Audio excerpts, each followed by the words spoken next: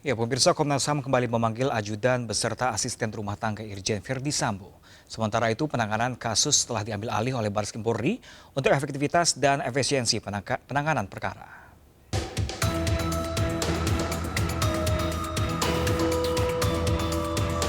Untuk melengkapi penyelidikan peristiwa baku tembak di rumah dinas Kadif Propam nonaktif Irjen Verdi Sambo, Komnas HAM kembali memanggil 1 dari 7 ajudannya. Ajudan ini merupakan sosok yang tidak hadir pada pemeriksaan tanggal 26 Juli 2022 lalu. Komnas HAM juga memeriksa asisten rumah tangga yang juga merupakan salah satu orang yang berada di sekitar Irjen Verdi Sambo dan istrinya. Sebelumnya, Komnas HAM telah memeriksa 6 ajudan termasuk Baradae. Sementara hari ini tim khusus kembali mendatangi rumah dinas Irjen Verdi Sambo. Tim khusus melakukan pendalaman uji balistik terkait kasus dugaan baku tembak yang menewaskan Brigadir J pada Jumat 8 Juli lalu. Saat ini penanganan kasus telah diambil alih oleh Barreskrim Polri untuk efektivitas dan efisiensi penanganan perkara. Dari Jakarta, Aya Nufus, Jaka Setia, iNews melaporkan. Sementara itu, pemirsa, Komnas HAM mendalami hasil temuan terkait tes PCR istri Kadif Propam nonaktif dan ajudan sebelum peristiwa yang menewaskan Brigadir Yosua terjadi. Berdasarkan rekaman CCTV, tes PCR dilakukan di rumah pribadi Irjen Verdi Sambo dan bukan di TKP. Sementara hari ini Komnas HAM menjadwalkan pemeriksaan 1 ajudan Irjen Verdi Sambo dan asisten rumah tangga. PCR dilakukan di rumah pribadi. Setelah rombongan dari Magelang masuk Jakarta dan dilakukanlah PCR tersebut. Terus siapa saja yang mem-PCR sepanjang yang ada dalam CCTV seperti kami sebutkan, ada Ibu, ada Bu Putri istrinya Pak Sambo, ada almarhum Joshua, ada Baradae, terus ada juga asistennya atau PRT-nya. Nah, itu sepanjang itu. Nah, kami akan konfirmasi ini semua, termasuk misalnya bagaimana dengan PCR Pak Sambo. Ya, PCR Pak Sambo nanti akan kami konfirmasi ketika kami memeriksa Pak Sambo. Ya, yang kedua, memang kami akan dalami apakah Pak Sambo ini masuk dalam rombongan itu ataukah pakai rombongan yang lain, pakai moda transportasi yang lain. Kami memang mendapatkan informasi bahwa Pak Sambo tidak berada dalam rombongan tersebut. Ya, pemirsa, Lembaga Perlindungan Saksi dan Korban atau LPSK melakukan asesmen atas permohonan perlindungan yang diajukan oleh Baradae dalam kasus tewasnya Brigadir Yosua di rumah Kadif Propam nonaktif Irjen Polisi Verdi Sambo. Ketua LPSK Hasto Atmojo Suroyo mengatakan pihaknya masih menganalisa apakah Baradae masuk dalam kategori orang yang layak mendapatkan perlindungan atau tidak. LPSK saat ini melakukan asesmen selama 30 hari terhitung sejak Baradae mengajukan permohonan. Dalam asesmen, LPSK mendalami sejumlah hal, diantaranya pengetahuan, peran, status, serta situasi psikologis Baradae terhadap kasus tewasnya Brigadir Yosua. LPSK juga akan mendalami apakah ada ancaman terhadap Baradae. Sebelumnya, pengajuan permohonan perlindungan saksi korban oleh Baradae sejak 13 Juli 2022. Kita beri batas waktu 30 hari kerja. Ya, selama ini kan kami menunggu saja. Rupanya sebelumnya dijadwalkan hari Rabu tanggal 27 ya. Tapi Baradae tidak datang. Dan kami sampaikan pada Baradae agar segera ke LPSK supaya kami bisa lakukan investigasi maupun asesmen. Akhirnya ya Jumat kemarin Baradae datang ke LPSK. Dan pemirsa, kasus kematian Brigadir J hingga kini masih menyisakan pertanyaan besar. Bahkan 2 saksi diduga mengetahui runut kejadian secara bersamaan mengajukan perlindungan saksi ke LPSK Republik Indonesia. Lalu apa yang sebenarnya terjadi dan apakah pengajuan perlindungan keduanya disetujui oleh LPSK? Pemirsa, telah bergabung bersama kami melalui sambungan Zoom ada Bapak Maneger Nasution selaku Wakil Ketua LPSK RI. Halo, selamat siang Pak Maneger. Selamat sore Pak Maneger. Sore Mas Pram. Ya, Pak Maneger, ini apakah sudah disetujui permohonan pengajuan dari perlindungan yang diminta oleh Baradae? Kalau pertanyaannya apakah sudah disetujui? Belum. Nah, Pertimbangannya apa Pak? LPSK masih melakukan proses assessment. Mhm. Kita tahu bahwa Bu P dan saudara E ini kan mengajukan permohonan ke LPSK itu sekira tanggal 13 dan 14 Juli yang lalu. Sementara LPSK kan punya proses melakukan asesmen itu maksimal 30 hari. Jadi sebetulnya masih ada waktu buat LPSK untuk melakukan pendalaman, pemeriksaan dan penelaahan semua informasi yang masuk. Apalagi misalnya permohonan dari P, Ibu P ini kan melalui kuasa hukumnya meminta ada beberapa permintaan permohonan ya, ada pemenuhan hak prosedural, ada perlindungan hukum, ada medis, ada psikologis dan juga perlindungan fisik gitu. Jadi LPSK sedang sedang dan tengah melakukan asesmen terhadap kebutuhan-kebutuhan itu. Sementara E, permintaannya banyak, ada pemenuhan hak prosedural, ada perlindungan hukum dan juga ada pemulihan psikologis. Dan ini juga LPSK tengah melakukan asesmen. Begitu Mas. Nah, Pak Maneger ini kalau alasan Baradae mengajukan permohonan ini diketahui nggak dari LPSK? Apakah mereka ada ancaman kah atau seperti apa semacamnya? Iya, persyaratan utama memang untuk menjadi terlindungnya LPSK. Terlindung itu adalah orang atau warga negara yang mengajukan permohonan perlindungan ke LPSK, kemudian LPSK menerima permohonan itu, maka disebut terlindung. Nah, mereka ini baru kita sebut sebagai pemohon ya, pemohon. Nah, pemohon ini persyaratan utamanya untuk boleh atau diterima sebagai terlindung LPSK itu kan minimal ada 4 yang paling pokok itu, Mas. Pertama, memang Apa aja itu Pak? Subjek hukum.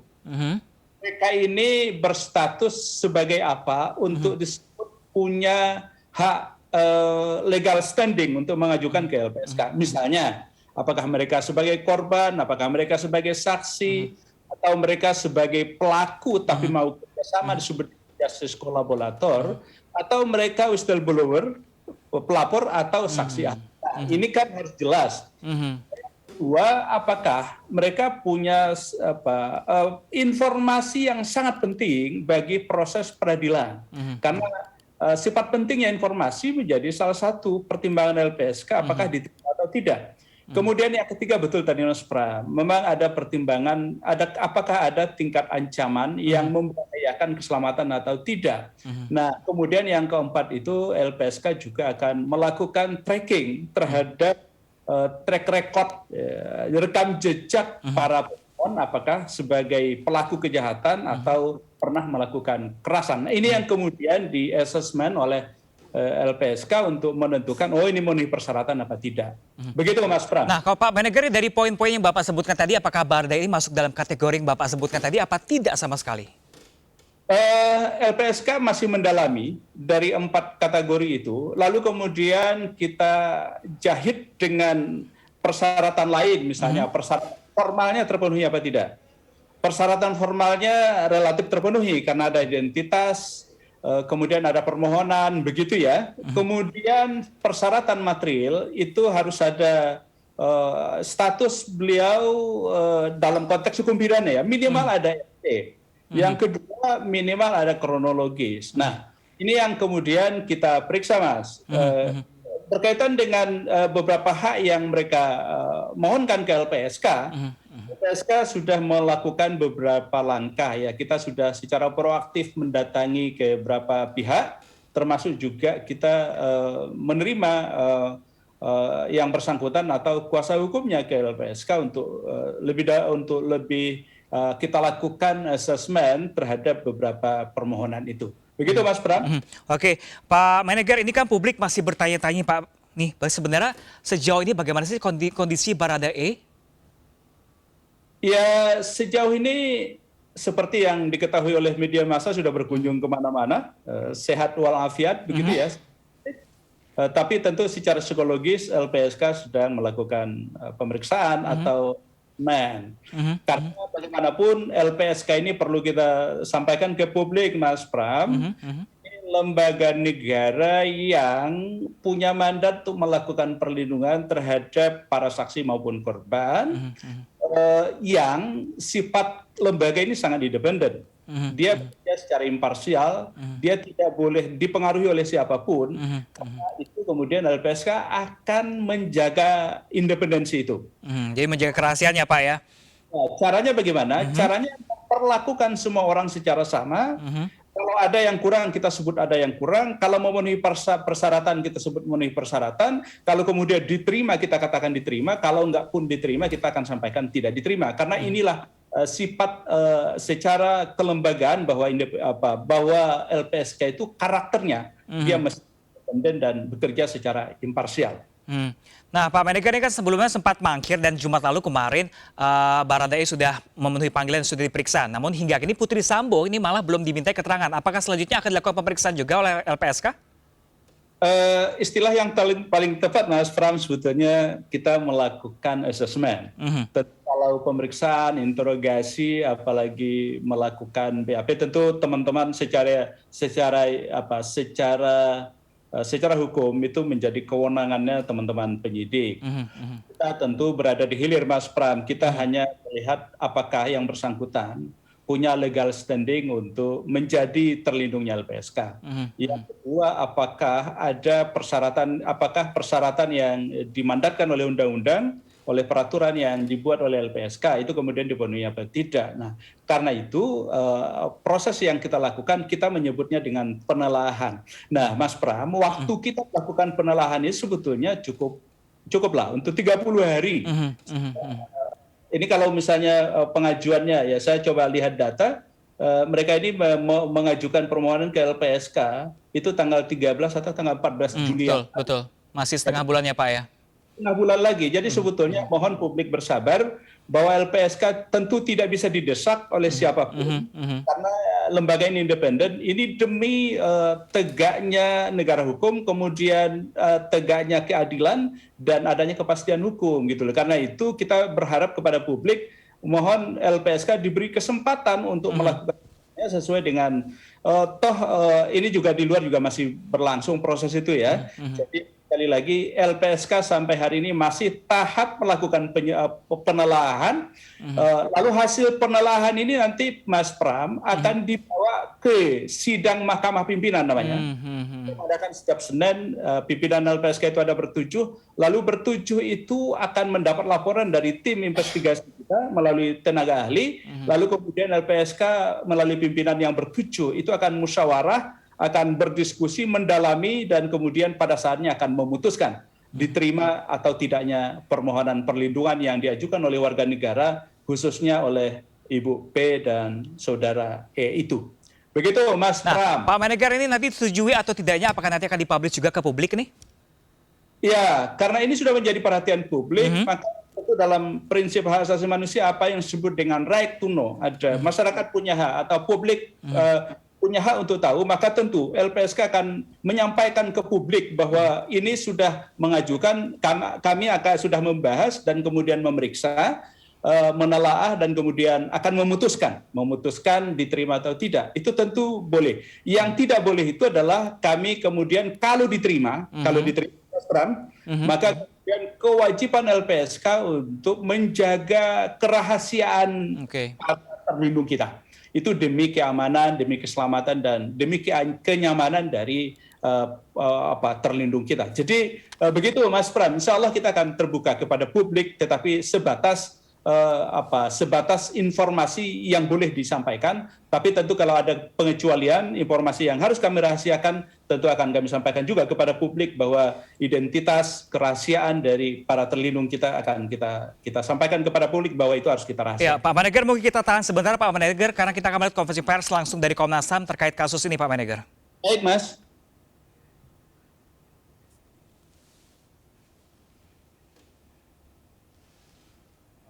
Terkait dengan PCR. Artinya sudah ada hasilnya, hasil dari tes PCR yang dilakukan oleh di rumah Saguling gitu.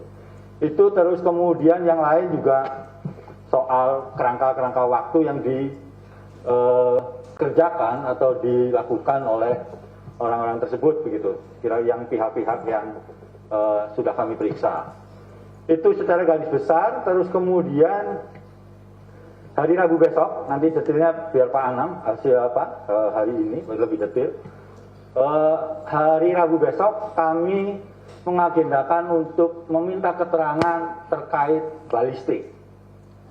Jadi terkait peluru, terus kemudian penggunaan senjata, gitu ya. Kira-kira seputaran itu. Gitu. Itu yang akan kami lakukan hari Rabu. Jadi besok kami off sementara dari pemeriksaan kasus ini karena ada agenda internal di Komnas HAM. Ya reguler ya, harus sidang paripurna. Jadi kami harus konsentrasi di sidang paripurna terlebih dahulu dan dilanjutkan hari Rabu mendatang. Saya kira itu, nanti mungkin Pak Ana mau menambahkan, silakan. Pendek aja. Saya buka ya. Lumayan. Jam 10 sampai jam 5 lebih.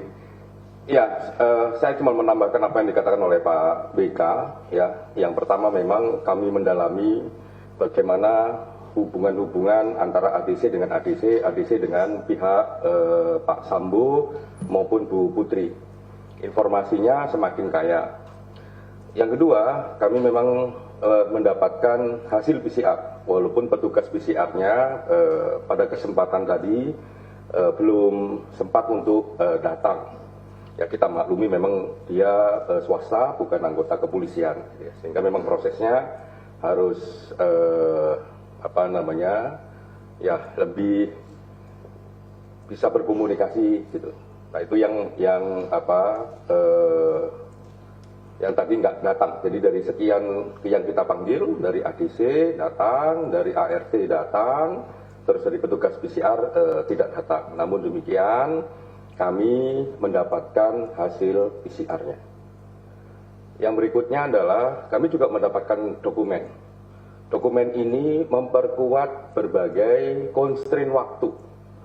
Jadi constraint waktu itu kan sudah ceritain sejak awal nih. Apa yang terjadi tanggal sekian, jam sekian, dan sebagainya. Dan itu kami juga ditunjukkan dengan satu dokumen. Jadi tidak hanya berupa keterangan, tapi juga ada dokumennya. Nah, dokumen ini yang nantinya kami akan juga cek. Ya, ini kan dokumen yang masih, walaupun ini ada keterangan, terus kami ditunjukkan dengan bukti dokumen. Dokumen ini yang akan kami cek nanti validitasnya. Ya, apakah memang betul dokumen itu dan sebagainya. Karena ini penting bagi kami untuk melapis berbagai bukti, dokumen, keterangan yang sudah kita dapat. Jadi sampai detik ini proses yang dilakukan oleh Komnas HAM terkait constraint waktu semakin lama semakin padat. Apa kepadatannya? Ya tidak hanya soal angka waktu, tapi juga berbagai kekayaan keterangan. Tinggal Komnas HAM-nya memang menguji berbagai keterangan itu. Dokumen A ya kita akan uji, informasi A juga kita akan uji. Itu semakin lama sudah semakin ketat. Nah, pemeriksaan berikutnya hari Rabu terkait uji balistik. Nah, balistik ini memang untuk melihat sebenarnya ini senjatanya siapa, pelurunya karakternya apa, dan lain sebagainya. Ini terkait soal penggunaan senjata. Mungkin itu, terima kasih banyak. Saya kira itu ya.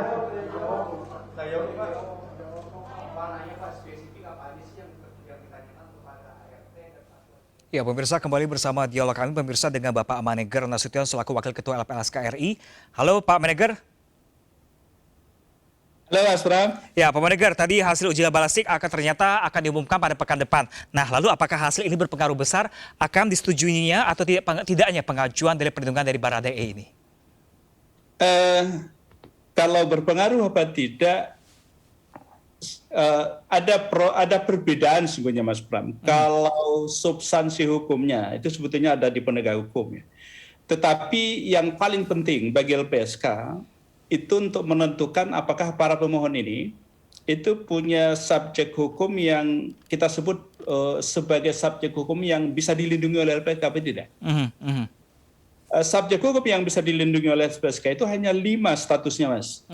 Satu, dia korban, tentu jelas publik tahu siapa korban. Kemudian yang kedua, apakah ia saksi? Apakah ia saksi ahli? Apakah ia pelapor atau whistleblower? Dan apakah ia pelaku tapi mau kerjasama, yang disebut dengan justice collaborator? Ini subjek hukum yang kemudian bisa dilindungi oleh LPSK. Nah, karena itu Mas Pram, yang berpengaruh adalah apakah nanti para pemohon ini punya subjek hukum yang jelas apa tidak. Gitu. Baik. Jadi di situ letak kewenangan LPSK-nya, Mas. Oke, baik Pak Meneger Nasution, terima kasih telah berbagi informasi bersama kami dan kami tunggu kabar terbaru dari Anda dari LPSK pastinya. Terima kasih banyak Pak Meneger, salam sehat selalu. Ya, Assalamualaikum. Waalaikumsalam warahmatullahi wabarakatuh. Ya pemirsa, MNC News Now masih akan kembali sesaat lagi untuk Anda, tetaplah bersama kami.